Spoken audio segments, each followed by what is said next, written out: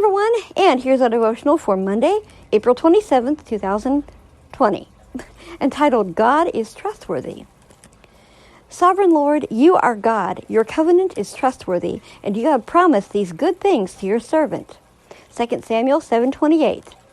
Uncertain times can fill us with fear, but we can trust that our Father God is still trustworthy to carry us through. If you're like so many of us, you are receiving a constant news feed of updates, alerts, and posts that can make us feel anxious.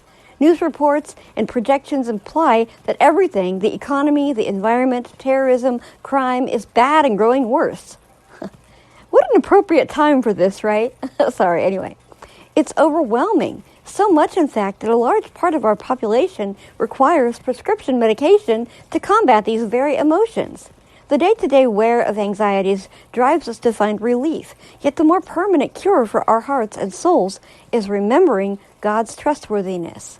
The world will always be constantly changing, but God never changes. He is the same yesterday, today, and forever. Hebrews 13:8. Choose to remember the unchanging truth that God is in ultimate control of the world. When you accept what you cannot change and take responsibility for the things you can change, you will experience greater peace. When everyday anxieties start to run you down, remember who is in charge. Your sovereign God is trustworthy, wise, and good, and He is looking out for you. Psalm 121:5. I praise you, God, for you are sovereign, trustworthy, wise, and good.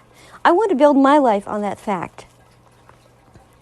Wow, let's insert the whole COVID-19 thing, God is in control even still. God knows exactly what's going on. And, God can, find a cure for this thing. He can put a stop to it.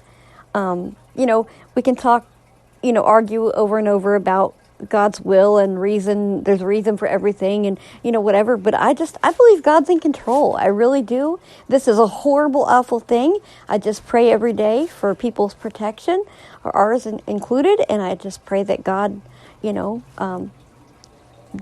deals with it, in His way and in His timing, even though sometimes His way and His timing isn't what I like. If it would have been up to me, this thing would have been nipped in the bud like a couple months ago or whatever, whenever the thing started. So yeah, but it's not up to me. It's up to God. So I need to learn to trust Him more. But yeah, the thing with the news, my thing with the news is that